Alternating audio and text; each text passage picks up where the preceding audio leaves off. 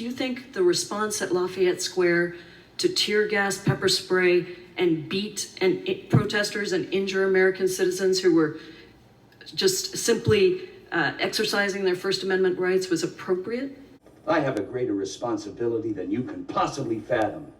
Mr. Barr, that is a semantic distinction that has been proven false by many fact checkers. You have the luxury of not knowing what I know. You talked about chemical irritants, and it has been proven false by reports. We live in a world that has walls, and those walls have to be guarded by men with guns. Who's gonna do it? You?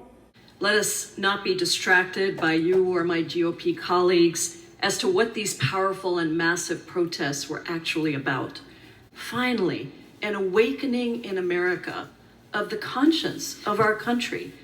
And yet your response, Mr. Barr, was to direct federal officers to close in on the protesters. I do want to ask you, do you think the response at Lafayette Square to tear gas, pepper spray, and beat protesters and injure American citizens who were just simply exercising their First Amendment rights was appropriate? My existence, while grotesque and incomprehensible to you, saves lives. You don't want the truth because deep down in places you don't talk about at parties, you want me on that wall. You need me on that wall. So let me just tell you, I'm starting to lose my temper. You snotty little bastard. This is my time, and I control it.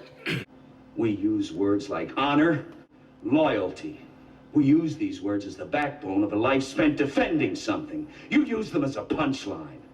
You take an aggressive approach to Black Lives Matter protests, but not to right-wing extremists threatening to lynch a governor if it's for the president's benefit. Did I get it right, Mr. Barr? You want answers? You can't handle the truth.